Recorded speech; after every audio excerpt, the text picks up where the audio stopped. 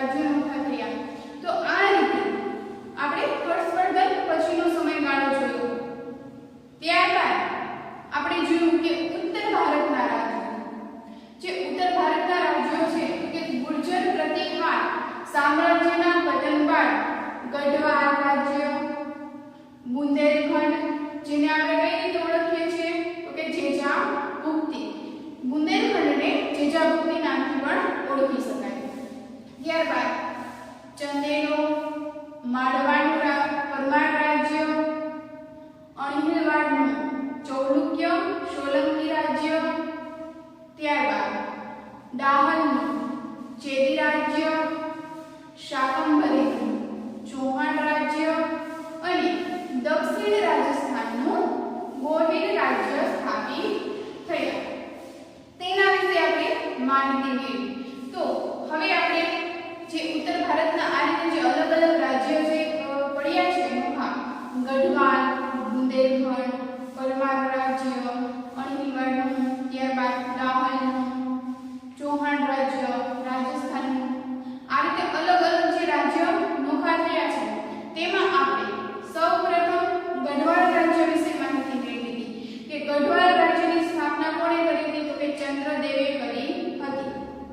તેમણે કઈ રાજધાની બનાવી હતી તો કે તેમણે કનોજ સિવાય કાશીને પણ રાજધાની બનાવી હતી। ત્યારબાદ આપણે આગળ જોઈએ તો કે જે ગઢવાલ વંશ છે તેમાં કયા બે મહાન શાસકો હતા તો કે મદનચંદ્ર અને ગોવિંદચંદ્ર। આ ગઢવાલ વંશની અંદર મદનચંદ્ર અને ગોવિંદચંદ્ર નામના બે મહાન શાસકો હતા। તેમાંથી સૌથી જે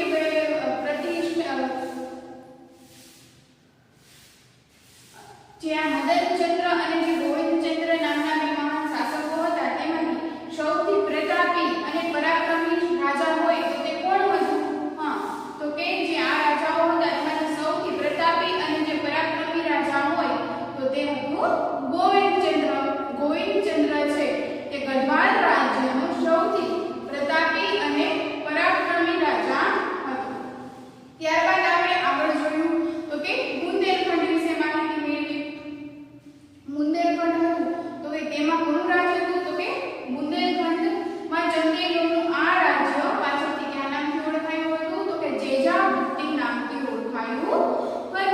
ત્યારબાદ આમાં કયા કયા મહાન શાસકો હતા તો કે યજોવર્મા, કીર્તિવર્મા, પરમહરિદેવ એટલે કે પરમાર જેવા મહાન શાસકો હતા।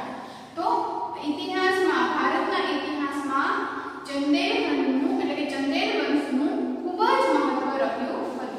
ત્યારબાદ આપણે આગળ જોઈએ તો કે ચંદેલો છે તે બુંદેલખંડના મહાન ધાર્મિક મકાનો અને જળાશયો બંધાવી અને સુશોભિત બનાવ્યું હતું। જે બુંદેલખંડમાં જે ચંદેલો છે તેમણે તેમના જે મહાન મકાનો હતા તે ફરીથી બંધાવી અને સુશોભિત કર્યા હતા। તો ગઢવાલ રાજ્ય અને બુંદેલખંડ તે જોયા બાદ આપણે બીજું કયું જોયું હતું તો કે માળવાનો પ્રદેશ। તો તેમાં કયા કયા મહાન શાસકો હતા તો કે ઈસવીસન 820 માં કૃષ્ણરાજ પરમારે સ્થાપના કરી હતી। તો કે આ માળવાનો જે પ્રદેશ છે તે પ્રાચીન કાળથી કયા નામથી ઓળખાતો હતો તો કે અવંતી અથવા તો ઉજ્જૈનીના રાજ્ય તરીકે જાણીતો છે। માળવાનો પ્રદેશ કયા નામથી ઓળખાતો હતો તો ઉજ્જૈની અથવા અવંતીના નામથી જાણીતો છે। તેમાં કયા મહાન શાસકો હતા તો કે સિય, મુંજ અને ભોજ જેવા મહાન શાસકો હતા। માળવાનો પ્રદેશના મહાન શાસકોના નામ કયા કયા તો કે સિય, મુંજ અને ભોજ। ત્યારબાદ આપણે આગળ જોઈએ તો કે તેમાં સૌથી જે લોકપ્રિય અને આદર્શ રાજા હોય તો તે કોણ હતો તો કે જે પરમાર વંશનો જે ભોજ રાજા હતો તે સૌથી શ્રેષ્ઠ રાજા ગણવામાં આવતો હતો અને તેની ખ્યાતિ ભારતમાં પણ લોકપ્રિય હતી। ભારતનો એક લોકપ્રિય રાજા તરીકે તે પ્રસિદ્ધ હતો। તો કે આ ભોજ રાજા છે તેણે કેની સ્થાપના કરી હતી? હા, તો કે જે રાજા ભોજ છે તેમણે ધારાનગરીમાં મહાશાળાની સ્થાપના કરી હતી। કેની સ્થાપના કરી હતી? મહાશાળાની। ત્યારબાદ આપણે આગળ જોઈએ ત્યાંથી તો કે આ જે ચાહુરના છે ચૌહાણ રાજ્ય તેના વિશે જોઈએ તો ચૌહાણ ચાહુરના રાજપૂત સરદારો ગુજરાત અને રાજસ્થાનના વિવિધ ભાગોમાં રાજ કરતા હતા. જે ચૌહાણના જે રાજપૂત સરદારો છે તે ક્યાં રાજ કરતા હતા? ગુજરાત અને રાજસ્થાનના વિવિધ ભાગમાં તે રાજ કરતા હતા. તો તેમાં આપણે જોઈએ તો કે શાકંભરી 8મી સદીમાં એક શાકંભરી સરોવર નજીક ત્યાં શાકંભરી જે જગ્યા છે ત્યાં રાજ કરતું હતું. તો કે શાકંભરી ચાહુરના એટલે કે ચૌહાણ વંશનો સ્થાપક હતો. ચૌહાણ વંશનો સ્થાપક કોણ હતું? તો કે જે શાકંભરી છે તે ચૌહાણ વંશનો સ્થાપક. શાકંભરીમાં ચૌહાણ વંશનો સ્થાપક કોણ હતું? તો કે વાસુદેવ છે તે ચૌહાણ વંશનો સ્થાપક હતો. ત્યારબાદ આપણે આગળ જોઈએ તો કે ગુજરાતમાં સોલંકી રાજા તરીકે સિદ્ધરાજ જયસિંહ. તો સિદ્ધરાજ જયસિંહ વિશે જોયું તો તેમનો પૃથ્વીરાજ છે ત્રીજો તે ગાદીએ આવ્યો. તેના વિશે આપણે માહિતી મેળવી. ત્યારબાદ આપણે આગળ જોઈએ કે જે પૃથ્વીરાજ ત્રીજો છે તે ગાદીએ આવ્યો. ત્યારબાદ જે તેમની પુત્રી હતી સોમેશ્વર તે સૌપ્રથમ કોણ ગાદીએ આવ્યો સિદ્ધરાજમાં? તો સૌપ્રથમ તેમનો જે પહેલો પુત્ર હતો તે સોમેશ્વર તે ગાદીએ આવ્યો અને ત્યારબાદ પછી તેમનો પુત્ર પૃથ્વીરાજ ત્રીજો ગાદીએ આવ્યો. અને પૃથ્વીરાજ ત્રીજો છે તે ભારતમાં અદ્વિતીય સ્થાન ધરાવે છે. જે પૃથ્વીરાજ ત્રીજો છે તે આજે પણ ભારતમાં અદ્વિતીય એટલે કે મહત્વનું સ્થાન ધરાવે છે. ત્યારબાદ આપણે આગળ જોઈએ તો કે રાજપૂત યુગના શાસકો વિશે સમજીએ આપણે. તો કે રાજપૂત યુગના શાસકોનું વિશેષ સ્થાન છે. 8મી સદીમાં ગુર્જર પ્રતિહારોનું રાજ્ય હતું. તો 8મી સદીમાં ગુર્જર છે કે તેનું રાજ્ય હતું તો કે પ્રતિહારોનું રાજ્ય હતું. 8મી સદીના મધ્યમાં આશરે ઈસવીસન 756 માં સરસ્વતી નદીના કિનારે મનરાજ ચાવડાએ તેની સ્થાપના કરી હતી. અણહિલવાડ પાટણની સ્થાપના કરી હતી. ઈસવીસન 756 માં મનરાજ ચાવડાએ અણહિલવાડ પાટણની સ્થાપના કરી હતી. અને કે અણહિલવાડ જે નામ છે તે એના ઉપરથી રાખવામાં આવ્યું હતું. હા, તો કે જે પોતાનો બાળ પુત્ર છે અણહિલ ભરવાડ તેમના નામ ઉપરથી તેમણે રાજ્યનું નામ શું રાખ્યું હતું? તો કે અણહિલવાડ રાખવામાં આવ્યું હતું.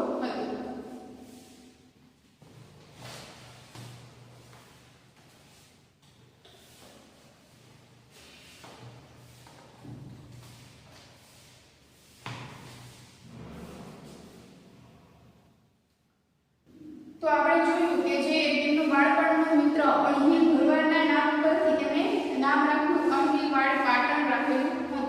ત્યારબાદ આપણે જોઈએ કે ગુજરાત અને સૌરાષ્ટ્રમાં ચાવડા વંશના શાસકો હતા. કયા વંશના શાસકો હતા? જે આ અણહિલવાડ જ્યારે નામ રાખ્યું અને તે રાજ્ય થયું ત્યારે નગરનું નામ જે અણહિલવાડ રાખવામાં આવ્યું ત્યારે કયા વંશના શાસકો હતા? તો ચાવડા વંશના શાસકો હતા. ગુજરાત, સૌરાષ્ટ્ર અને